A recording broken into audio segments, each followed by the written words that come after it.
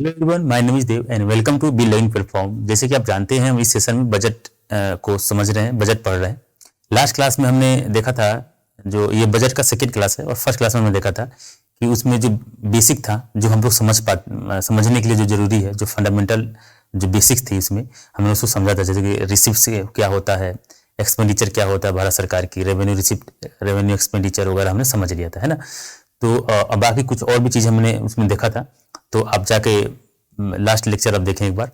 और इसमें हम जो है सेकेंड, इस वीडियो में हम इसमें पढ़ेंगे बजट, जो कोर मेन जो इम्पोर्टेंट चीज़ है बजट के अंतर्गत, उसको हम देखेंगे। मतलब हेल्थ में संबंधित जो नई योजना आई है, या वुमेन्स एम्पावरमेंट के लिए कोई नई योजना आई है, या सरकार कुछ नया मिशन लाया हुआ है फॉरेस्ट के लिए, है ना। तो इन सब सारी चीज़ों को हम लोग देखेंगे। बाकी की जो चीज़ें पुरानी है उसको हम लोग नहीं देखेंगे, वहाँ से प्रश्न नहीं आता है। अब आगे जो ज़्यादा लगता है कि नहीं यहाँ से प्रश्न पूछा जा सकता है या कुछ नया योजना है, उसको ही देखेंगे, है ना। तो ये स्टार्ट करते हैं। पहले हम देख लेते हैं इंट्रोडक्शन में। देखिए, इंट्रोडक्शन में थोड़ा सा हम इसके बारे में देख लेते हैं कि सरकार ने क्या काम किया है। तो उसके दो चार पॉइंट्स इसमें हैं, तो उसको हम लोग पढ़ समझ लेते हैं क्या है। कि देखिए, पीएम प्रधानमंत्री गरीब कल्याण अन्न योजना आपने देखा होगा। जब लॉकडाउन लगा था देश में कोरोना काल में, तो ये इस योजना के अंतर्गत में जो है प्रधानमंत्री गरीब कल्याण योजना, अन्न योजना, इसके अंतर्गत जो है सरकार फूड ग्रेन्स दे रही थी फ्री में, है ना। जो सरकारी राशन की जो दुकान होती है ना, वो वहाँ से ये सप्लाई की जा रही थी कि वे लोग जो जिनकी नौकरियाँ चली गई थी, लोग नौकरी तो पे जा नहीं रहे थे, क्योंकि सारा मार्केट, पूरा इकोनॉमी बंद थी, तब पड़ा था पूरे विश्व में। तो लोग जॉब पे नहीं जा रहे थे। जो लेबर, जैसे कि जो सरकारी या ऑर्गेनाइज सेक्टर में, उनका तो चलो ठीक था, वर्क फ्रॉम होम हो जा रहा था, या कुछ सैलरी उन्हें मिल रही थी। लेकिन जो वैसे लोग जो अनऑर्गेनाइज सेक्टर से हैं, जैसे कि लेबर हैं, और भी तरह के जो काम करते हैं दूसरे के यहाँ, जो छोटे मोटे वर्कर हैं, तो इनका तो सब कुछ बंद हो चुका था। तो ऐसे लोगों के लिए फ्री में जो है फूड ग्रेन्स दिए जा रहे थे। तो इसमें जो है सरकार का ये आंकड़ा है कि 80 करोड़ लोगों को जो है 28 महीने के लिए, 80 करोड़ लोगों को 28 महीने के लिए फ्री फूड ग्रेन्स दिया गया था उस बीच में। और इस योजना को जो है अब इस नए बजट में, इस नए वित्तीय वर्ष में जो है बढ़ा दिया गया। मतलब 1 जनवरी 2023 से जो है, 1 जनवरी 2023 से लेके एक साल के लिए और इसको बढ़ा दिया गया। और इसके अंतर्गत जो है सरकार 2 लाख करोड़ रुपए खर्च करेगी इस योजना के अंतर्गत में। ठीक है, नेक्स्ट देखते हैं। और जैसे कि G20 प्रेसिडेंसी के बारे में हम जानते हैं कि G20 जो समिट होती रहती है, इसमें इस बार भारत को प्रेसिडेंसी का मौका मिला है। और बाकी इसमें क्या महत्वपूर्ण आपने देखा ही होगा, G20 प्रेसिडेंसी के अंतर्गत में क्या क्या चीज़ें, मतलब क्या क्या भारत सरकार, क्या भारत जो इसमें क्या क्या कर सकता है। लेकिन इसमें बजट के अनुरूप हम थोड़ा देख लेते हैं कि देखिए G20 प्रेसिडेंसी के से क्या है कि भारत को जो है पूरे विश्व में एक इकोनॉमिक ऑर्डर में जो है, India's role in the world economic order, मतलब भारत को जो विश्व में जो इकोनॉमी है उसमें इंडिया का एक रोल को स्ट्रेंथ करने का मौका मिलेगा भारत को, है ना। और इसमें हम ये बता पाएंगे, जैसे कि विश्व में हम ये बात समझा पाएंगे, भारत का जो एक थीम है, जो वसुधैव कुटुंबकम, वसुधैव कुटुंबकम जो हमारा थीम है भारत का, जिसका मतलब क्या है कि पूरा वर्ल्ड जो है, पूरा विश्व जो है एक परिवार के रूप में हम देखते हैं, है ना। तो ये हम पूरे विश्व में ये एक थीम के बारे में हम बता सकते हैं लोगों को। और देखिए, अब आइए इकोनॉमिक एम्पावरमेंट ऑफ वुमेन, महिलाओं के सशक्तिकरण के लिए, मतलब इकोनॉमिक सशक्तिकरण के लिए क्या क्या चीज़ें हैं। तो देखिए, इसमें की जो है दीनदयाल अंत्योदय योजना, जो आपने पढ़ा ही होगा, दीनदयाल अंत्योदय योजना, इसके अंतर्गत जो है 81 लाख सेल्फ हेल्प ग्रुप से महिलाएं जुड़ी हैं। ठीक है, सरकार का आंकड़ा है। और प्रधानमंत्री विश्वकर्मा कौशल सम्मान, इस योजना के अंतर्गत देखिए, ये जो विश्वकर्मा किसको कहा गया है, आप देखेंगे जो हैंडीक्राफ्ट्स भारत के अंतर्गत जो है हाथों से बनाया हुआ कई तरह के टूल्स जो है, हाथों से बनाया हुआ कई तरह के कार्य दिखते हैं, जो एक तरह से इकोनॉमी में काफ़ी इसका कंट्रीब्यूशन होता है। हाथों से बनाया हुआ कई तरह के पेंटिंग्स और भी कई तरह की कलाकृतियाँ जो है, उनको इसमें जो है सरकार ने विश्वकर्मा कहा है। Handicraft, the art and the handicrafts created by the them represents the true spirit of आत्मनिर्भर भारत, है ना।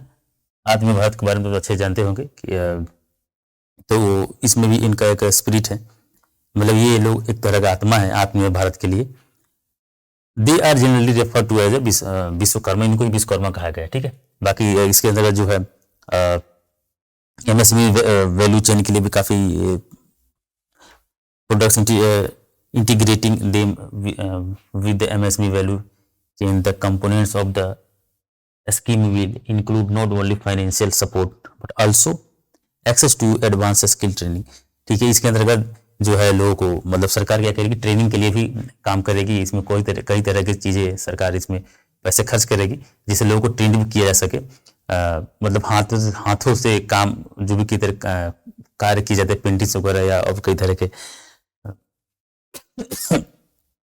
चीजें हैं, ठीक है। नेक्स्ट देखते हैं प्रायोरिटीज ऑफ दिस बजट। देखिए बजट के अंतर्गत जो है एक 7 पार्ट्स में जो है प्रायोरिटीज को, मतलब 7 प्रायोरिटीज के बारे में बात की गई है, जिसको सप्त ऋषि भी कहा गया है, 7 प्रायोरिटीज। और इसके ही अंतर्गत में जितने भी सरकार ने काम करना करेगी उन सबको इसमें बांट दिया गया है ना। जैसे कि आप देखेंगे इसमें 7 जो प्रायोरिटीज है, इसमें इंक्लूसिव डेवलपमेंट है ना। इसके बाद है रीचिंग द लास्ट माइल, मतलब सबके हर व्यक्ति के पास पहुंच, इंफ्रास्ट्रक्चर एंड इन्वेस्टमेंट, और अनलीजिंग द पोटेंशियल, मतलब पावर शक्ति बढ़ाना, पोटेंशियल बढ़ाना, इन green growth, youth power, financial sector. अब एक एक करके देखिए, अब इस इंक्लूसिव डेवलपमेंट के अंतर्गत में गवर्नमेंट कौन कौन सी चीजें करना चाह रही है या करती है उसको पढ़ा जाएगा, समझेंगे हम। फिर रीचिंग द लास्ट माइल के अंतर्गत में सारी, मतलब जितने भी ये 7 प्रकार के जो प्रायोरिटीज है, तो इसके अंदर हम देख लेते हैं कौन कौन सा है, एक करके हम समझते चलते हैं, है ना। देखिए प्रायोरिटी वाला जो इंक्लूसिव डेवलपमेंट है, तो इसमें एक फिलोसफी है भारत सरकार का कि सबका साथ और सबका विकास, है ना। देखिए सबका साथ और सबका विकास, मतलब कि इसमें वैसे सभी लोग जो सम्मिलित हो, सबका विकास हो, सबका साथ हो, जिसके अंतर्गत में महिलाएं हो, पुरुष हो, फार्मर्स हो, है ना, जो नौजवान भी हो, साथ साथ में ओल्ड पर्सन जो है, शेड्यूल कास्ट, ओबीसी, सभी तरह का जितने भी कास्ट हैं, माइनॉरिटीज, मेजोरिटी, सभी लोग, दिव्यांगजन भी सम्मिलित हो, उनका भी विकास हो, इकोनॉमिकली जो वीकर सेक्शन है वो भी इसमें सम्मिलित हो, साथ ही साथ वैसे लोग जो भारत सरकार के पहुंच से थोड़ा मतलब बच जाते हैं, जिनके पास कई तरह की योजना पहुंच नहीं पाती है, वो भी इसमें सम्मिलित हो, उनका भी विकास हो, सबका साथ सबका विकास। और फिर इसके अंतर्गत देखिए एग्रीकल्चर एंड कोऑपरेशन के बारे में देख लेते हैं। एग्रीकल्चर हम जानते हैं कि it's very important for the nation, किसी भी देश के लिए एग्रीकल्चर वगैरह, भारत के लिए तो एग्रीकल्चर काफी ही महत्वपूर्ण है, और हमारे एग्जाम के लिए भी काफी महत्वपूर्ण है एग्रीकल्चर पार्ट्स। इसके अंतर्गत जो सारी चीजें हैं, तो देखिए digital public infrastructure for agriculture, एक ये digital public infrastructure for agriculture, ये डिजिटल पब्लिक एक तरह का एक प्लेटफॉर्म है जिसके अंतर्गत सरकार क्या करेगी कि कई तरह के जो जरूरी इंफॉर्मेशन होगा कि खेत में किस तरह का, मतलब जो यूरिया वगैरह, जो क्या कहते हैं, मतलब खेत में कोई उर्वरक बनाने के लिए क्या क्या चीजें चाहिए, इस तरह की जानकारी रहेगी किसानों के लिए, है ना। तो इन सारी चीजों के बारे में जानकारी वहां पे दिया जाएगा। और बाकी इसमें एग्रीकल्चर एक्सीलरेटर फंड है, देखिए एग्रीकल्चर फंड है, and agriculture accelerator fund will set up to encourage agriculture agri startup by the young entrepreneurs in rural area. देखिए कृषि से संबंधित छोटे जो मान लीजिए जो नौजवान हैं देश के अंदर, जो कृषि से संबंधित उसके प्रोडक्ट का मतलब व्यवसाय करना चाहते हैं, एक नए इंटरप्रेन्योर्स के रूप में है, तो उनके मदद के लिए जो है ये एग्रीकल्चर एक्सीलरेटर फंड का सेटअप किया जाएगा, है ना। और फिर इसके बाद आत्मनिर्भर हॉर्टिकल्चर क्लीन प्लांट प्रोग्राम, ये ऐसा प्रोग्राम है जिसके अंतर्गत सरकार जो है, यहाँ पर डेटा देख लीजिए, 2200 करोड़ रुपए के साथ इस प्रोग्राम को शुरू किया जाएगा, जिसके अंतर्गत हॉर्टिकल्चर, जिसमें फूल वगैरह का कृषि किया जाता है, तो काफी महत्वपूर्ण है। और इससे ये हॉर्टिकल्चर का जो कृषि है, हॉर्टिकल्चर जो है ये अच्छे से हो पाए, प्लांट जो मतलब प्लांटिंग करने का जो तरीका है वो ज़्यादा हेल्थफुली हो, मतलब अच्छा प्लांटिंग हो, मतलब जितना मतलब ग्रोथ अच्छा हो, इन सभी चीज़ों के लिए जो है जो ये हॉर्टिकल्चर के जो मटेरियल्स चाहिए होते हैं, कई तरह के जो मटेरियल्स उसके लिए चाहिए होते हैं, उसकी उपलब्धता कराने के लिए, है ना। तो आत्मनिर्भर हॉर्टिकल्चर क्लीन प्लांट प्रोग्राम है ये, ठीक है। मतलब उसमें कई तरह के डिजीज फ्री हो जाए, वो डिजीज कोई डिजीज ना हो पेड़ पौधे जो पौधे होते हैं उसमें, है ना। Material for high value horticulture crops are done outlay of इतने का आउटले दिया गया, ठीक है। आगे देखते हैं ग्लोबल हब फॉर मिलेट्स। अच्छा, जो मिलेट्स है इसको क्या कहा जा रहा है, श्री अन्न, है ना, श्री अन्न। तो श्री और अन्न, अन्न हम जानते होंगे। तो ग्लोबल हब फॉर मिलेट्स, अब मिलेट्स आप जानते हैं कि मिलेट्स में क्या क्या आता है भाई, तो देख लेंगे कि जानते हैं कि भारत में जो कई तरह के मिलेट्स होते हैं, जैसे कि कुट्टी है, कांगनी है, ये रमदाना है, कुट्टू है, बाजरा, रागी, ज्वार, ये सब तो आप जानते ही होंगे, है ना। तो ये सब चीजें कई तरह की भारत में जो है ज्वार वगैरह होता है। और ये चीज आप जानते होंगे कि या आप पढ़े ही होंगे ह्यूमन ज्योग्राफी के अंतर्गत में कि भारत जो है मिलेट में पहले स्थान पे है उत्पादन में, और एक्सपोर्ट में दूसरे स्थान पे है। और भारत के अंदर जो राजस्थान है ये नंबर 1 पे आता है मिलेट्स के उत्पादन में, ठीक है। तो ये आप थोड़ा सा पीसीएस के लिए इंपॉर्टेंट है, बाकी यूपीएससी में तो ये नहीं पूछता, पीसीएस के लिए इंपॉर्टेंट है, तो ध्यान रखेंगे। तो ये क्या है, global hub for millets Shri अन्न अगर पूछ दिया तो आप इस पर ध्यान है कि श्री अन्न क्या है, किससे संबंधित है, तो ये मिलेट से संबंधित है ना। ग्लोबल हब बनाने के लिए, भारत को ग्लोबल हब बनाने की दिशा में सरकार काम करना चाहती है ना। चलिए नेक्स्ट है एग्रीकल्चर क्रेडिट। अच्छा, एग्रीकल्चर क्रेडिट जो है, the agriculture credits target will be increased to 20 lakh crore with focus on animal husbandry and dairy and fisheries. देखिए जानवरों के पशुपालन जो है ना, जानवरों का रख रखाव और उनका पालन पोषण जो है करने के लिए इस तरह का जो एक तरह का व्यवसाय है, इसके लिए जो है सरकार 20 लाख करोड़ रुपए का जो है बढ़ाएगी, है ना। इसके साथ मतलब इस सरकार से फोकस करेगी। नेक्स्ट है फिशरीज। देखिए फिशरीज वगैरह जो है मछली वगैरह का जो उत्पादन वगैरह जो आप जानते हैं, जो इसके अंतर्गत एक योजना है जिसका नाम है प्रधानमंत्री मत्स्य संपदा योजना, है ना। प्रधानमंत्री मत्स्य संपदा योजना, इसके अंतर्गत एक सब स्कीम बनाएगी सरकार, गवर्नमेंट बनाएगी, और इसमें सरकार खर्च करेगी 6,000 करोड़ रुपए खर्च करेगी। और इसमें जो है इसको और फिशरीज को और थोड़ा जो नए इंटरप्रेन्योर्स हैं या फिशरी से संबंधित कई जो रोजगार हो सकते हैं उसके बढ़ावे के लिए सरकार काम करेगी, है ना। अब हेल्थ एजुकेशन और स्किलिंग में देख लीजिए कि हेल्थ एजुकेशन और स्किलिंग में सरकार ने क्या क्या काम करना चाह रही है, जो इंपोर्टेंट पॉइंट है उसको देख लेते हैं। तो हेल्थ आप जानते हैं कि काफी महत्वपूर्ण एक पार्ट्स है।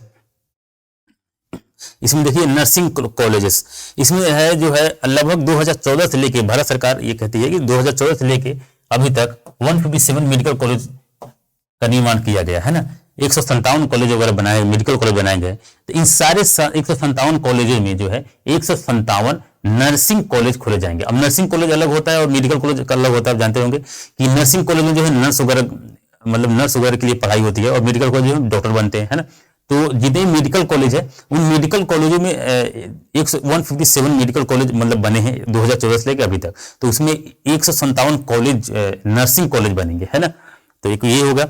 उसके बाद देखिए sickle cell anaemia eliminated mission, एक मिशन है सरकार, जो एक बीमारी है, इस बीमारी को खत्म करने के लिए सरकार ने एक डेडलाइन दी हुई है 2047 तक जो है सरकार इसको खत्म कर देगी। ये लॉन्च कर दी है गवर्नमेंट, इसको सरकार लॉन्च करेगी। ऐसी बीमारी में है क्या, तो एक तरह का ऐसा डिसऑर्डर है, एक तरह का ये डिजीज जो है एक तरह का डिसऑर्डर है कि सिर्फ होमोग्लोबिन के लिए, मतलब होमोग्लोबिन के लिए, होमोग्लोबिन जो है हमारे ब्लड में होता है, ये क्या करता है, ये ऑक्सीजन को जो है हमारे शरीर में, हमारे मस्तिष्क में, हमारे पूरे बॉडी में पहुंचाने काम करता है।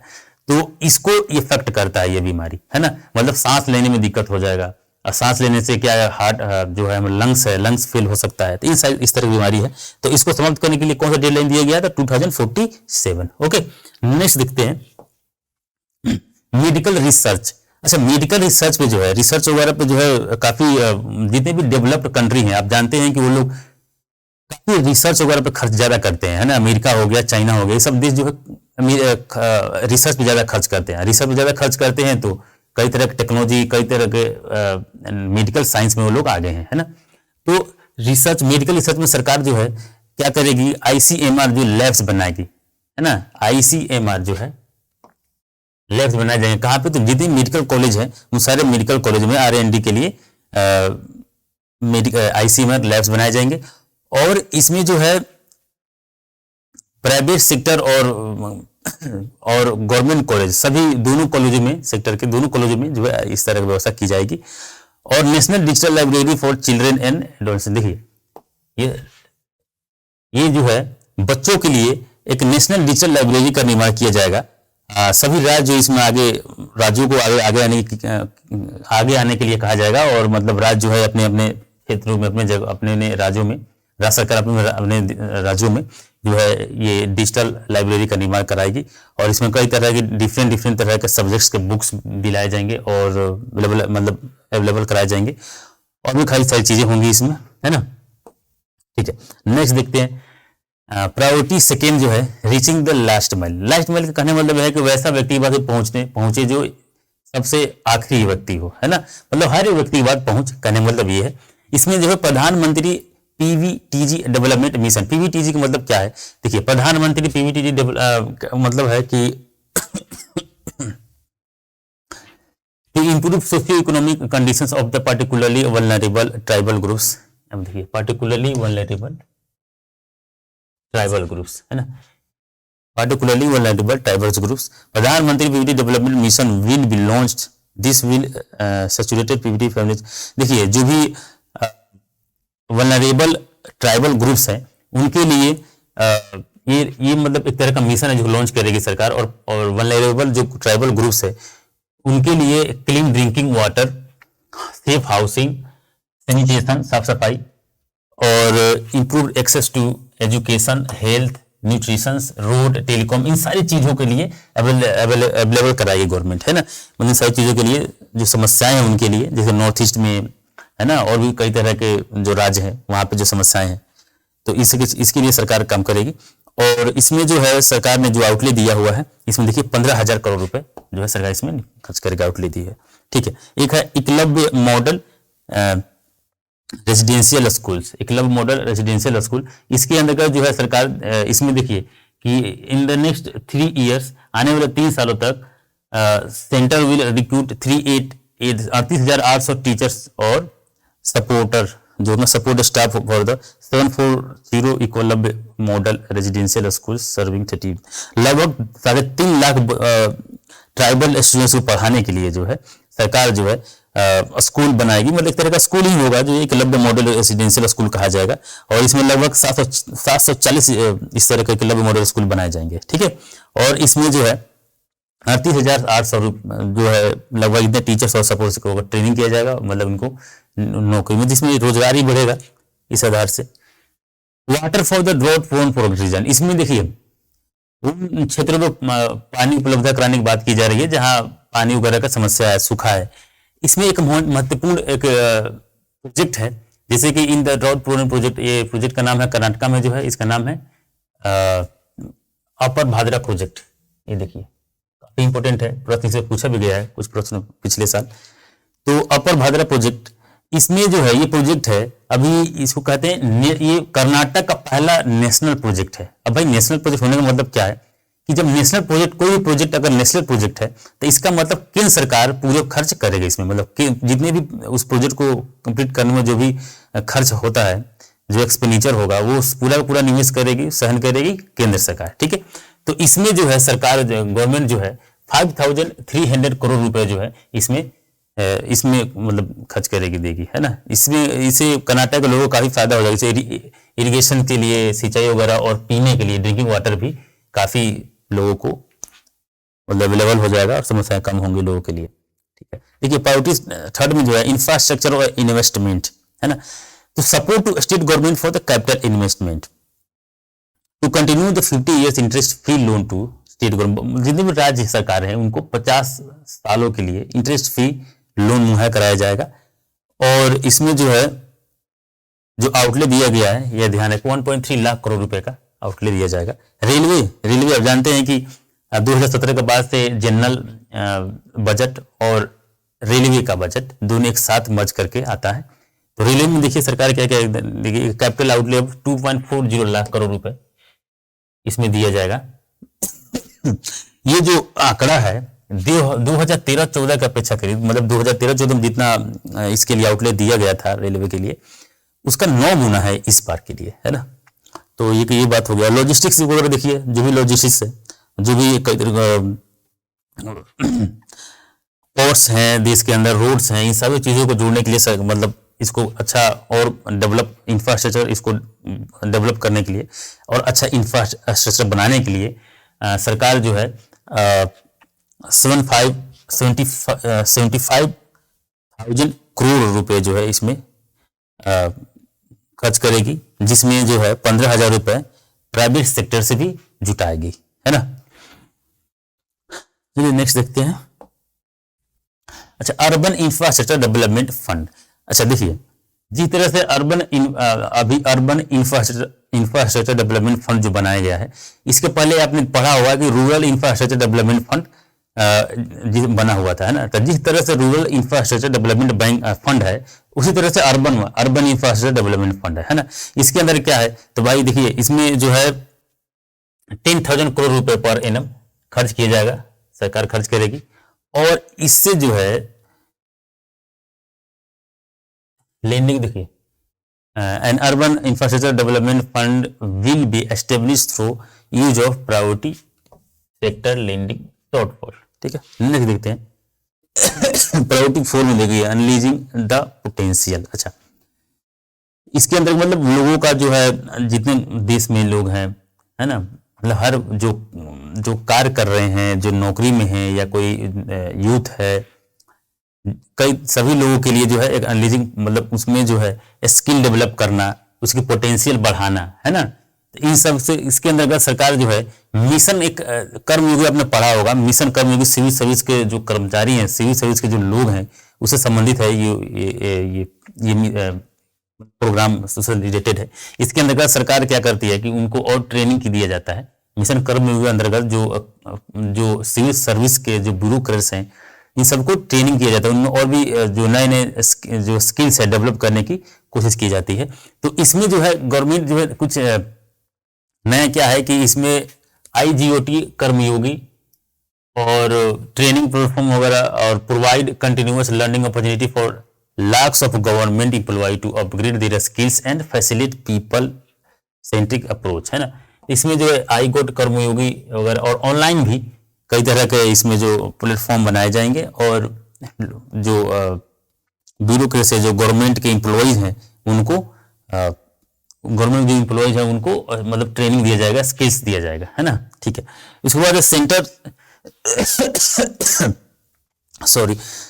इसके बाद देखिए centres of excellence for artificial intelligence. अच्छा, इस मॉडर्न टाइम में जो है इंटरनेट ऑफ थिंग्स या आर्टिफिशियल इंटेलिजेंस, ये सब सारी चीजें तो अपने पढ़ा होगा साइंस टेक में। तो आर्टिफिशियल इंटेलिजेंस के लिए सरकार देखिए क्या कर रही है, और ये तो बहुत एक इम्पोर्टेंट चीज है किसी भी राष्ट्र के लिए इस समय for realising the vision of make artificial intelligence in India. दो बातें हैं आप देखिएगा, make artificial intelligence in India, और दूसरी बात है make artificial intelligence work for India, है ना। इन दो चीज के लिए जो है 3 centres of excellence for artificial intelligence will be set up in top educational institutions. Bharat में जो टॉप इंस्टीट्यूशंस है, मतलब इंजीनियरिंग के जो टॉप इंस्टीट्यूशन है, वहां पे मतलब जो टॉप 3 इंस्टीट्यूशन है, उनमें तीन इंस्टीट्यूशन में जो है centre of excellence of artificial intelligence का निर्माण किया जाएगा, है ना। नेशनल डेटा गवर्नेंस पॉलिसी, देखिए national data governance policy to unleash innovation and research by startups and academia, a national data governance policy will be brought out. This will enable access to anonymized data। दिखता नहीं है ना थोड़ा, तो देखिए to research by startups and academia to national data governance policy will be brought out. This will enable access to देखिए data जो है एनोमनाइज्ड डेटा जो है, एनोमनाइज्ड डेटा के लिए जो एक्सेस होना चाहिए। नेशनल डेटा गवर्नेंस पॉलिसी के अंतर्गत क्या होगा कि एक ऐसा मतलब to unleash innovative in research by startups and academia, मतलब ऐसा कुछ सरकार जो है नेशनल डेटा गवर्नेंस पॉलिसी बनाएगी, जो लाएगी, जो इससे हो इनेबल हो जाएगा कि आप एनोमलाइज्ड डेटा भी एक्सेस कर पाएंगे। कहने का मतलब एनोमलाइज्ड डेटा एक्सेस ऐसा हो पाएगा जो ऐसे डेटा आते हैं सरकार के पास या किसी भी और जो ऑफिस वगैरह में डेटा जो आते हैं जो बिना बिना नाम के होता है या बिना किसी एड्रेस को होता है, तो उसको भी बारे में उसको एड्रेस किया जा सकता है, किया जाएगा, है ना। नेक्स्ट है कि ई कोर्ट्स, ठीक है, इसकी तो काफी अब न्यूज में रहा है, कई मतलब कुछ सालों में हमने देखा होगा। For efficient and administration of justice phase 3 of the will be launched with an outlay e-courts project of 7,000 crore के साथ, आउटले के साथ इसको और आगे मतलब इसमें फेज 3 जो है ई कोर्स का जो फेज 3 है उसको लॉन्च किया जाएगा, है ना। एनटीटी डिजी लॉकर, अच्छा डिजी लॉकर के बारे में जब बात कर रहे हैं आप लोग जानते होंगे कुछ ऐसा, जैसे कि डिजी लॉकर पे आप क्या करते हैं, आपने एक सरकारी एक ऐप है ये, इसमें आप जितने आपका सर्टिफिकेट सब उसमें रख सकते हैं, जैसे कि आधार कार्ड रख सकते हैं और भी आपके कॉलेज के सर्टिफिकेट है, मार्कशीट वगैरह इसमें रख सकते हैं। उसी तरह से ये जो एनटीटी डिजी लॉकर जो ये बनाया गया है, इसमें क्या है कि वैसे डॉक्यूमेंट्स वगैरह वे लोग भी इसी डॉक्यूमेंट्स के लिए ही है, डॉक्यूमेंट्स को भी रखा जा सकता है, लेकिन वे लोग रखेंगे जैसे कि कोई बड़ा कंपनी वाला हो, है ना, कोई बड़ा कोई बैंक्स हो या कोई रेगुलेटर्स हो या बिजनेस एंटिटीज हो, छोटा हो या बड़ा हो, ये लोग या कोई या लार्ज बिजनेस वाला हो या एमएसएमई सेक्टर्स के लोग, एमएसएमई कोई एंटिटी हो या चैरिटेबल ट्रस्ट हो, इन सभी लोग जो है इसमें अपने डॉक्यूमेंट्स वगैरह रख सकते हैं एक तरह से डिजिटल फॉर्म में, है ना। तो ये है एनटीटी डिजी लॉकर, ठीक है। फिर है 5G सर्विसेज, है ना। तो 100 labs for developing application using 5G services will be set up in engineering institution to realize a new range of opportunity, business models and employment potential। सरकार क्या करेगी कि लगभग 100 लैब जो है 100 लैब बनाएगी जिसमें 5G सर्विस का इस्तेमाल करके इसमें जो है engineering institution to realise a new range of opportunity, मतलब लोगों को क्या करेगी 5G सर्विसेज का इस्तेमाल करके 100 लैब्स बनाए जाएंगे और इसमें जो लोग काम करेंगे उन लोगों को एक तो रोजगार मिलेगा और उनको कई तरह की ट्रेनिंग दिया जाएगा, बिजनेस मॉडल बताया जाएगा उनको, अपॉर्चुनिटी कई तरह की अपॉर्चुनिटी उनके लिए हो जाएगी, इंप्लॉयमेंट पोटेंशियल बढ़ेगा, ये सारी चीजें फायदा होंगी इससे, है ना। ग्रीन हाइड्रोजन मिशन, जैसे कि इस बार बजट में, पिछली बार बजट में देखा हुआ है ग्रीन ग्रोथ के लिए अलग ही चैप्टर था, इस बार भी ग्रीन ग्रोथ के लिए एक अलग ही चैप्टर है। तो ग्रीन हाइड्रोजन, ये एक मिनट, यहाँ नहीं होना चाहिए, हाँ यहाँ होना चाहिए, अच्छा ठीक है यहाँ पे होना चाहिए था। अच्छा प्रायोरिटी 5 जो है ग्रीन ग्रोथ, इसमें जो है द रिसेंटली लॉन्च ये जो है हाइड्रोजन ये मिशन है, ग्रीन हाइड्रोजन मिशन है।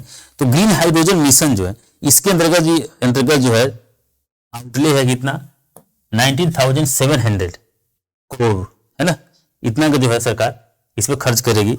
और इसमें क्या करना मतलब सरकार क्या करना चाहती है कि देश के अंदर जो है कार्बन इंटेंसिटी जो है कम करना चाहती है और reduce dependence of fossil fuel imports and make the country assume technology and market. देखिए इसके अंदर क्या है कि हाइड्रोजन वगैरह जो ग्रीन हाइड्रोजन मिशन के अंदर सरकार मतलब गवर्नमेंट ये चाहती है कि फॉसिल फ्यूल पे हमारा डिपेंडेंसी कम हो जाए, क्योंकि जैसे कि हम 2070 तक हमने ये रखा है कि नेट जीरो इमिशन हो जाए, कार्बन का हमने लक्ष्य रखा है देश के अंदर। तो ये पॉसिबल कैसे होगा, तो डिपेंडेंसी जब कम हो जाएगी, ग्रीन एनर्जी का इस्तेमाल ज्यादा किया जाएगा, है ना। तो ग्रीन एनर्जी का जब इस्तेमाल किया जाएगा तो देश के अंदर रोजगार भी कई तरह के सृजित होंगे, है ना।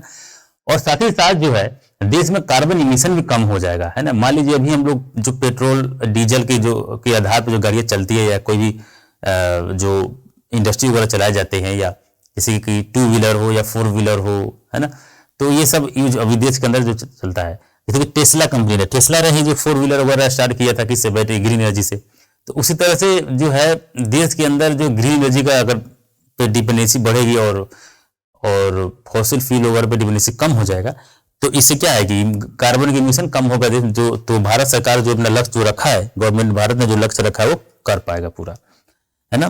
तो यही है ग्रीन हाइड्रोजन मिशन जो है, इस पे सरकार 19,700 तक जो है खर्च करेगी। इसमें थोड़ा यहाँ पे क्या है कि हाँ सरकार का कोई लक्ष्य है 5 MMT जो है एनुअल प्रोडक्शन एनर्जी का जो करना चाहती है। Our target to reach an annual production of 5 MMT by 2030 तक। ठीक है, नेक्स्ट देखते हैं, एक मिनट, जिसमें पीएम प्रणाम।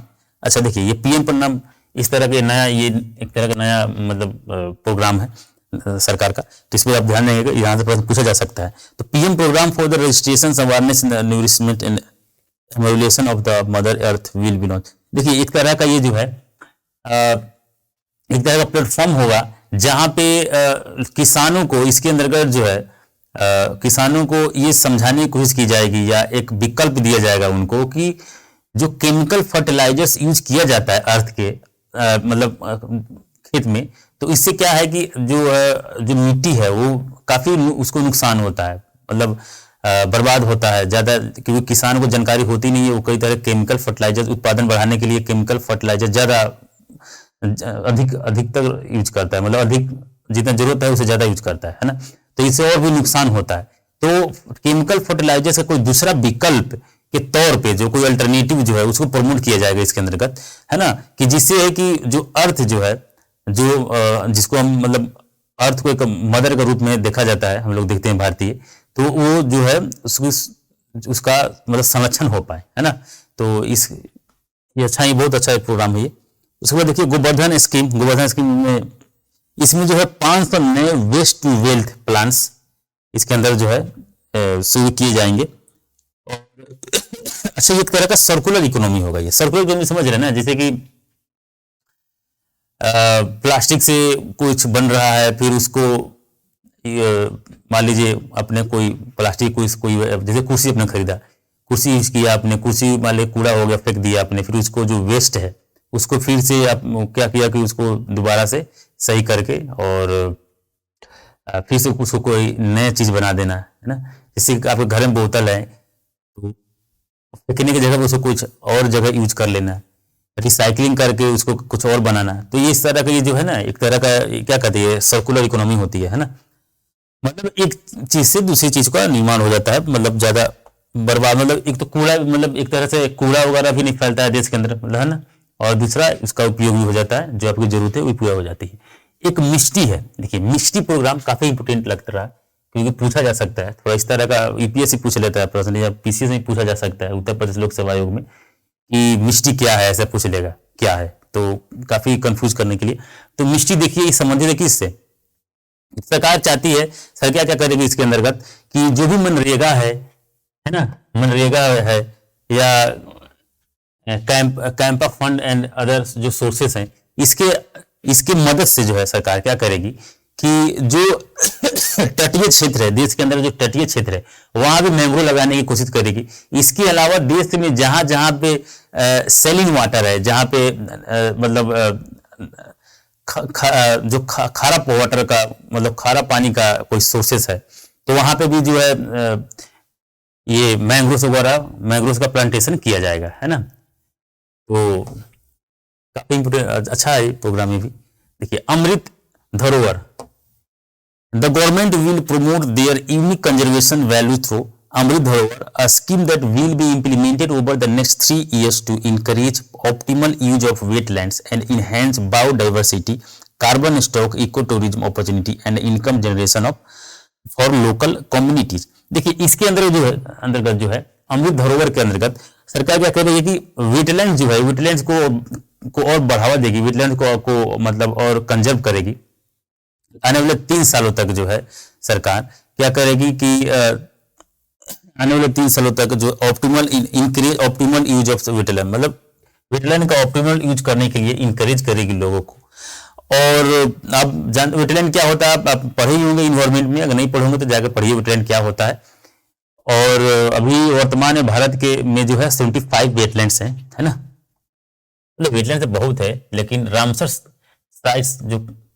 साइट्स हैं उसमें, उसके अंतर्गत जो है रामसर कन्वेंशन के अंतर्गत जो है 75 वेटलैंड जो है सम्मिलित हैं। मैं ये नहीं कह रहा हूं कि 75 ही वेटलैंड है, बहुत सारे 400-500 से ज्यादा वेटलैंड है इसके अंदर, है ना। तो ये जो है उसके अंतर्गत सम्मिलित है, 75 वेटलैंड सम्मिलित है, ठीक है। चलिए नेक्स्ट देखते हैं। प्रायोरिटी 6 जो है यूथ पावर। अच्छा, लोग जो हमारे यहाँ देश में जो नौजवान है उसकी क्षमता, उसकी क्षमता के बारे में देखिए सरकार क्या कर रही है, to empowers our youth and help the Amrit Peedhi realise their dreams. प्रधानमंत्री कौशल विकास योजना 4.0, देखिए प्रधानमंत्री कौशल विकास योजना, प्रधानमंत्री कौशल विकास योजना आपने पढ़ा ही होगा, पहले का जान रहे होंगे। इस बार जो है प्रधानमंत्री कौशल विकास योजना 4.0 है। ये नया, मतलब इसमें उसमें ही थोड़ा आगे सरकार कुछ और नया इसमें ऐड की हुई है। जैसे कि पहले आप जानते हैं कि इसमें बच्चों को स्किल किया जाता था ट्रेनिंग के तौर पे, फ्री ट्रेनिंग की दी जाती थी, लोग बच्चों को दी जाती है अभी भी। तो इसमें कुछ और भी सेक्टर्स इसमें ऐड कर दिए गए, जैसे कि इसमें सेक्टर्स इसमें देखेंगे आप कि robotics, artificial intelligence, coding, artificial intelligence, robotics और micro electronics, IoT, internet of things, मतलब 3D printings, drones, soft skills, ये सब पहले नहीं था, है ना। जो पहले का जो प्रधानमंत्री कौशल विकास योजना, जो पहले स्किल किए जाते थे लोगों को, मतलब नौजवान को, देश के बच्चों को, स्टूडेंट को, तो उसमें ये सब पार्ट्स नहीं ऐड थे, है ना। ये सब ट्रेनिंग नहीं कराए जाते थे। लेकिन अब ये जो है इसको भी ट्रेनिंग किया, ये ट्रेनिंग के तौर पे इसे भी सिखाया जाएगा बच्चों को, ये भी ट्रेनिंग किया जाएगा। और आने वाला जो है लगभग 3 सालों तक जो है लगभग लाख के से ज्यादा बच्चों को जो है स्किल किया जाएगा इसके अंतर्गत, ठीक है। टूरिज्म में देखिए सरकार ने क्या सोच, गवर्नमेंट क्या करना चाहती है, टूरिज्म क्या सुधार करेगी। इसमें लगभग 50 डेस्टिनेशन ऐसा सिलेक्ट करेगी जो मतलब जो काफी चैलेंजिंग मोड में हो, और फोकस करेगी उस पर कि उस पर वहाँ पे टूरिज्म बढ़ाया जाए, और दोनों तरह का टूरिज्म, डोमेस्टिक और फॉरेन दोनों तरह का टूरिज्म वहाँ पे बढ़े, है ना। तो इसके अंदर का जो है टूरिज्म ये है। बाकी इसमें देखिएगा, ये योजना पढ़ लीजिएगा, पुराना योजना है, मतलब एक प्रोग्राम है, देखो अपना देश और स्वदेश दर्शन, है ना। तो इसको देखिएगा, मतलब ये अभी प्रधानमंत्री के से ने इसका शिलान्यास किया था, इस योजना का। यूनिटी मॉल, देखिए यूनिटी मॉल है, यूनिटी मॉल ये काफी मतलब एक तरह का इंपॉर्टेंट एक प्रोग्राम है। इसके अंतर्गत जो है केंद्र सरकार ये राज्यों को ये इंकरेज करेगी कि राज्य सरकार जो है अपने राज्य के अंदर मॉल बनाएंगे। और जैसे कि आपने देखा होगा अभी जब आप रेलवे स्टेशन पर जाते होंगे तो one station one state one product था ना, आपने पढ़ा होगा, है ना। जैसे कि ये एक जगह एक स्टेशन वन प्रोडक्ट आपने पढ़ा होगा, है ना। तो उसी तरह से ये जो है राज्यों के अंदर जो है, यहाँ पे देखिए वन डिस्ट्रिक्ट वन प्रोडक्ट, है ना, वन डिस्ट्रिक्ट वन प्रोडक्ट अपनी योजना जो पढ़ा था, ये प्रोग्राम है। तो इसी तरह से जो है राज्य जो है क्या करेंगे, राज्य सरकार जो है अपने राज्यों में एक यूनिटी मॉल बनाएंगे, मतलब एक मॉल बनाएंगे, जैसे मॉल आपने देखा होगा ना, उस तरह मॉल बनाएंगे। और इसमें जो भी उस क्षेत्र का हर एक डिस्ट्रिक्ट मॉल बनेगा, और उस क्षेत्र में जो काफी मतलब वहाँ का, जैसे कि जो वहाँ का मतलब प्रोडक्ट जो काफी महत्वपूर्ण मतलब विशेष जो प्रोडक्ट है कोई, वो उसमें रखा जाएगा। इसके साथ ही साथ जो इसमें जो जीआई टैग जो मिलता है जिन प्रोडक्ट्स को, जीआई प्रोडक्ट्स जो हैं अलग अलग राज्यों के, उन जीआई प्रोडक्ट्स को भी यहाँ पे रखा जाएगा कि लोग देखें और उससे खरीद सके। इससे क्या होगा कि देश के अंदर जो है जो छोटे छोटे उद्योग हैं वो विकसित होंगे, देश में रोजगार सृजित होगा, है ना। और जो हैंडीक्राफ्ट जो स्किल्स है, हैंडीक्राफ्ट जो हाथों से बनाते हैं लोग, कई तरह के पेंटिंग्स और भी कई तरह की कलाकृतियां बनाई जाती हैं, उसका भी जो है विकास होगा देश के अंदर। नेक्स्ट देखते हैं प्रायोरिटी 7 जो है फाइनेंशियल सेक्टर। फाइनेंशियल सेक्टर से देखिए सरकार ने क्या क्या सुधार करना चाह रही है, क्या क्या सुधार करेगी, क्या क्या चीजें लाई है नहीं। तो credit guarantee for MSME sectors के लिए, है ना, क्रेडिट गारंटी।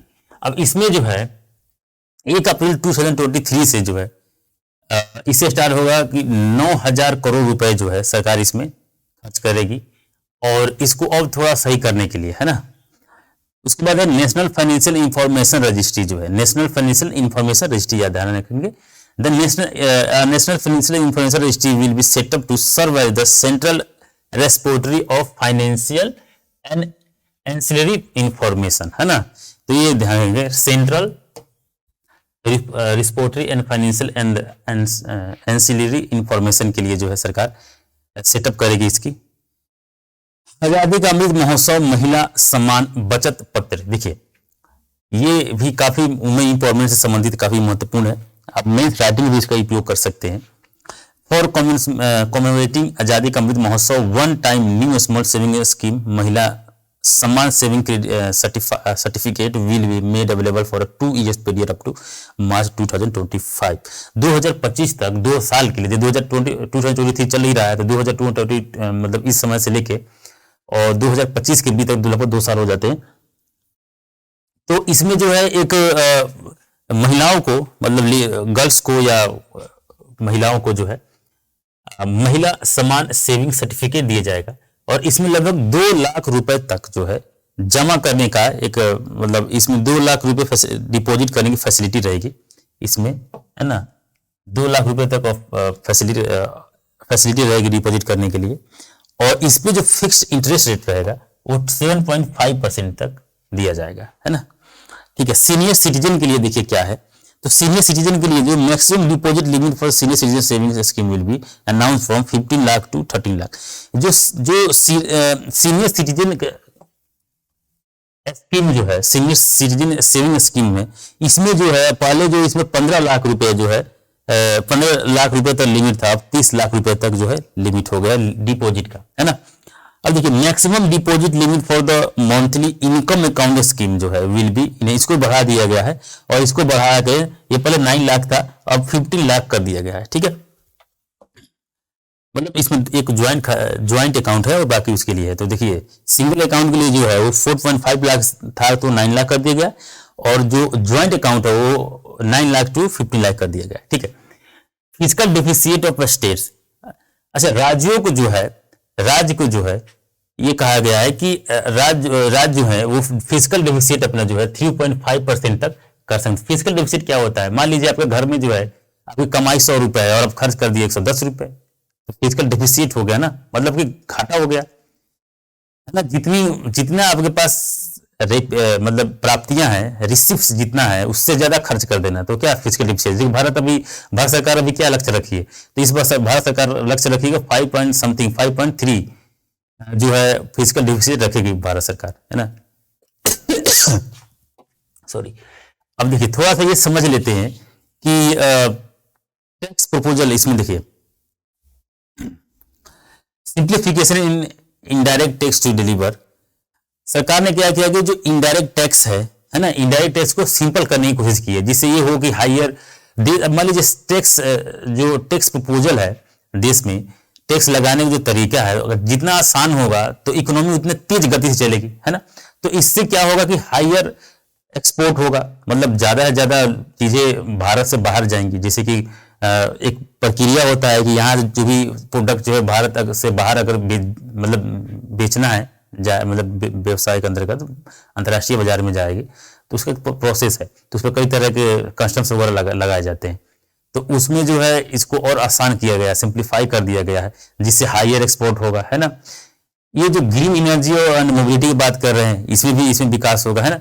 इसमें साथ ये देखेंगे कि ये डोमेस्टिक मैन्युफैक्चरिंग भी होगा भाई। जब टैक्स वगैरह, टैक्स प्रपोजल जो टैक्स मतलब जो सिंप्लीफिकेशन कर देंगे, जो टैक्स डिलीवर जो है वो सिंप्लीफाइड तरीके से अगर डिलीवर किया जाएगा टैक्स, तो मैन्युफैक्चरिंग भी देश में जो है बढ़ेगा। साथ ही साथ इसमें जो more value addition in the economy, मतलब इकोनॉमी में कई तरह का वैल्यू एडिशन होगा, मतलब डेवलप होगा, कहने मतलब ये। अच्छा देखिए अच्छा ये सब तो सस्ता हुआ है। अच्छा महंगा क्या हो गया, तो महंगा आप देखेंगे कि जो सिगरेट पे जो है 60% जो है बढ़ा दिया गया है इसका टैक्स, है ना। सिगरेट जो होता है, जो सिगरेट पीते हैं लोग उनके लिए है ये, बाकी आप भी जाने। बेसिक इंपोर्ट ड्यूटी जो है कंपाउंड रबर जो है 25% जो है बढ़ाया गया है, तो मतलब इंक्रीज टू 25% फ्रॉम 10% पहले था 25% कर दिया गया है। ठीक है। Basic custom duty on the height on the articles made from the, अच्छा गोल्ड बार से जो है जो आर्टिकल्स बनाए जाते हैं उस पर भी जो है बढ़ा दिया गया है। कितना बढ़ा है, तो भाई इलेक्ट्रिक चिमनी जो है इंक्रीज टू 50% फ्रॉम 25%, इतना इंक्रीजिंगमेंट हुआ है। अच्छा इसमें देखते हैं कि imported of capital goods for the battery, मतलब लिथियम आयन बैटरी मैन्युफैक्चरिंग। तो ये देखिए मतलब अभी क्या होगा कि भारत से, मतलब भारत में बाहर से कोई व्यक्ति अगर कंपनी स्टार्टअप करना चाह रहा है ना, अब उसे लिथियम बैटरी वगैरह मंगाना चाह रहा है, तो उस पर देखिए कस्टम ड्यूटी जो है काफी आसान हो गया, मतलब काफी कम कर दिया गया, मतलब उसको कस्टम ड्यूटी नहीं देना पड़ेगा, है ना। इसके लिए किया गया है कि ग्रीन सरकार चाह रही है कि देश में जो है जो ग्रीन मोबिलिटी एक तरह से बढ़े, मतलब मोबिलिटी का मतलब कि जो कार्बन इमिशन वगैरह कम हो, इसमें एक तरह का आगे की बढ़ोतरी होगी, है ना।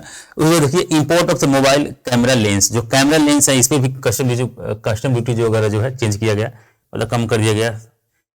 डिनोजर इथाइल अल्कोहल की import for the production shrimp feed seeds for the manufacturing lab grown diamonds, इन सारी चीज़ों पे जो है काफ़ी गवर्नमेंट ने चेंज कर दिया गया। डायरेक्ट टैक्स प्रपोजल में जो देखिए डायरेक्ट टैक्स में क्या प्रपोजल है सरकार का, तो to reduce the compliance burden promote entrepreneurial spirit and provide tax relief procedure 45% of the returns on the tax payers portal were processed within 24 hours. काफ़ी फास्ट कर दिया गया है कि जल्द से जल्द जो है डायरेक्ट टैक्स का जो है डिलीवर वगैरह हो जाए, मतलब टैक्स वगैरह डिलीवर जल्दी से जल्द हो जाए। Average processing period reduce from इतना टू इतना से, ठीक है, सारी चीज़ें इसमें दिया हुआ है। मेन काफ़ी इंपॉर्टेंट यहाँ पे है further simplifying personal income tax. पहले कल ही बताया था आपको, मतलब लास्ट लेक्चर में हमने ये देखा था कि एक तो ये इनकम टैक्स जो है टैक्स रिजिम है, नया जो इनकम टैक्स रिजिम है उसके बारे में समझाया था। पुराना में देखिए 2021 वाला भी वैकल्पिक है, ये 2021 वाला भी जो है लोग उसको भी अगर चाहें तो वहाँ उससे भी टैक्स भर सकते हैं और उससे टैक्स भर सकते हैं। इसमें एक चीज़ और है, एक है स्टैंडर्ड डिडक्शन की बात की जाती है, तो कैसे मैं बताना भूल गया था इस बार, जब वीडियो मैंने देखा तो मुझे लगा कि ये तो बताना भूल ही गया। तो इसमें देखिए बताया था आपको, देखिए जिसका यहाँ पे पहले 5 लाख लिमिटेशन था, जिसका 5 लाख ईयरली जो इसका अगर इनकम है ना, तो उसको जो है टैक्स किसी भी तरह का टैक्स नहीं देना होता था। अब जो है इसको चेंज कर दिया गया है और 7 लाख लिमिटेशन बना दिया गया है। 7 लाख तक अगर किसी का ईयरली इनकम है तो उसको टैक्स किसी भी तरह का नहीं देना है, ठीक है, उसको टैक्स नहीं देना है। अब ये जो है 0 से 3 जो है, 3 से 6 है, ये लाख में है, तो 0 से 3 मान लीजिए किसी का 10 लाख रुपए, अगर 10 लाख जो है किसी का इनकम है तो 10 लाख में से 0 से 3 लाख जो है, 3 लाख तक तो उसको देना ही। मान लीजिए 7 लाख जिसका कम, उसको तो उसमें किसी 1 रुपया भी नहीं देना है टैक्स, ठीक है। लेकिन जिसका 10 लाख रुपया है तो उसको टैक्स देना है। लेकिन कैसे टैक्स देना होता है, तो 0 से 3 लाख माइनस कर दे, मतलब 3 लाख से माइनस कर दे, यहाँ से बचा कितना 7 लाख, तो इसमें तो कोई टैक्स नहीं देना होता है, ठीक है। 7 लाख बचा, तो 7 लाख में से 3 से 6 लाख जो है, तो अब इसमें जो है 3 से 6 लाख तक, अभी 7 लाख हुआ ना, और 7 में से जो है 6 माइनस कर दीजिए, कितना बचा 1 लाख। इस 6 लाख पे जो है कितना परसेंट लगेगा भाई, 5% जो है से ब्याज लगेगा, कितना 5%, है ना। बचा 1 लाख, इस 1 लाख पे जो है 10% का ब्याज लगेगा, है ना। अच्छा मान लीजिए कभी ऐसा हो किसी व्यक्ति का, मान लीजिए किसी व्यक्ति का जो है सॉरी, किसी व्यक्ति का मान लीजिए 7.5 मतलब 7,50,000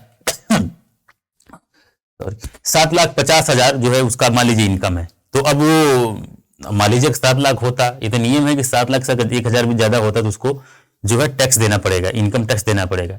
लेकिन 7.5 लाख रुपया है, तो इसमें सरकार क्या करेगी, जो ये 50,000 रुपए मान लीजिए जो बढ़ रहा है, इस 50,000 रुपए को सरकार क्या करेगी, स्टैंडर्ड डिडक्शन के रूप में उसको माफ कर देगी, दे देगी स्टैंडर्ड डिडक्शन के रूप में, ठीक है। तो स्टैंडर्ड डिडक्शन रूप में जो 50,000 कम हो जाएगा, मतलब इसको कोई भी इनकम टैक्स नहीं देना होगा, ठीक है।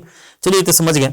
इसमें जो है highest surcharge rate on income above 5 crore to be reduced from 77% to, देखिए जिसका इसमें जो है 70 पहले 37% सरचार्ज था और 25% हो गया, इसको चेंज कर दिया नई रिजम के अंतर्गत। और extending benefits of the standard deduction बता ही दिया आपको, स्टैंडर्ड डिडक्शन वगैरह का जो है regime for the salary class and pensioners. Increasing tax exemptions limit to 25 lakh on the leave encasement on retirement for the, हाँ यहाँ पे जो है मैंने कल भी देख लिया था तो फिर बताया था। इनकम टैक्स जो है देखिए पैसे कहाँ से, कितने पैसे आ रहे हैं सरकार के पास, तो 15% का इनकम टैक्स से, है ना। बोरोइंग्स लायबिलिटी 34% है ये। और कॉर्पोरेट टैक्स जो है 50%, गुड एंड सर्विस टैक्स है 20%, है ना। यूनियन एक्साइज ड्यूटी जो लगाती है जिससे 10% है। नॉन टैक्स रिसिप्ट जो है, नॉन टैक्स जानते हैं क्या, 6%। कल बताया था नॉन टैक्स रिसिप्ट क्या होता है, फाइन वगैरह जो है, फी फाइन ये सब क्या है, नॉन टैक्स रिसिप्ट है।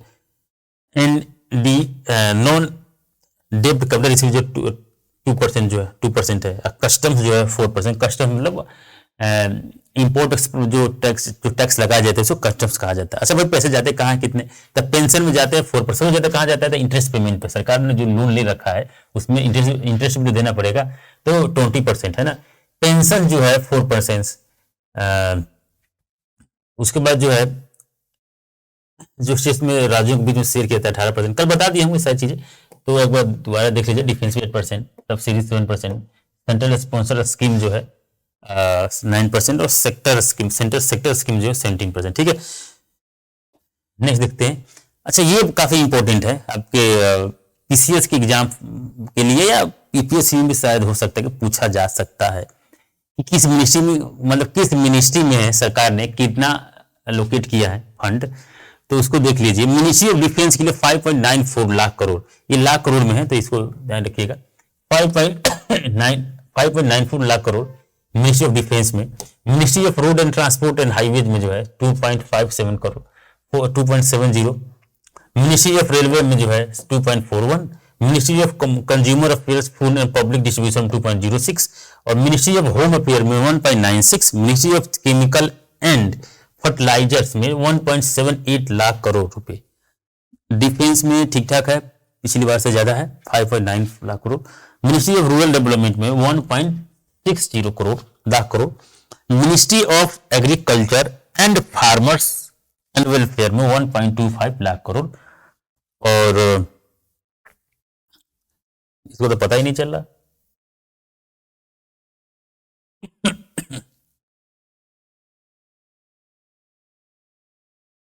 बाकी देखिएगा आप 50 में आप देख लेंगे, वहां पे दिया हुआ, तो इस समझने की बात यहाँ पे है। देखिए रेवेन्यू रिसिप्ट क्या होता है बताया था, कैपिटल रिसिप्ट क्या होता है कल में बताया था, डिटेल में बताया था कब, है ना। बोला भी था कि ऐसे पढ़ लें आप, कैसे पढ़ना है। और रेवेन्यू एक्सपेंडिचर क्या है भाई, या फिर कैपिटल एक्सपेंडिचर क्या है, इसका एक आंकड़ा है, थोड़ा सा इसको देख लेते हैं। ये 2024 के लिए है, मतलब एक अंदाजा है सरकार का, है ना। फाइनेंशियल 2024 23 20 है ना, इसे दिया हुआ है। ये 24 है, इसको बनाया तो शायद वो दिख नहीं रहा होगा, 24 23 ऐसे करके है। तो देखिए रेवेन्यू रिसिप्ट जो है इस पर, ये जो है 23.5 लाख करोड़ है। और कैपिटल रिसिप्ट कितना है भाई 23 के लिए, तो 18.4 लाख करोड़।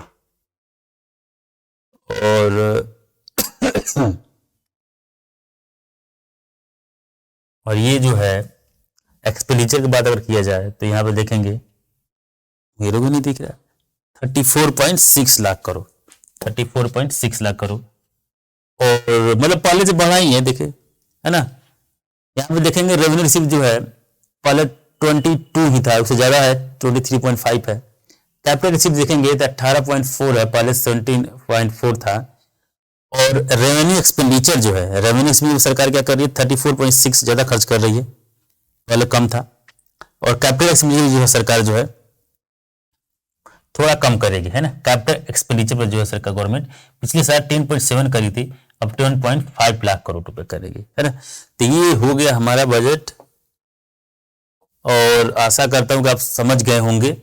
बाकी कल पहले इसको देखने के पहले आप कल का वीडियो देख लें, और जिनका बेसिक नहीं आता, जो पहले इकोनॉमिक्स को नहीं पढ़े हैं, और बाकी जो पढ़े हैं वो तो ये वाला भी देखेंगे तो समझ में आ ही जाएगा। बाकी खुद बजट निकालें और उसको समझे पढ़ें, अगर एग्जाम की तैयारी आप कर रहे हैं तो, है ना। बाकी इसके लिए फिर मिलते हैं नए टॉपिक के साथ। Thank you.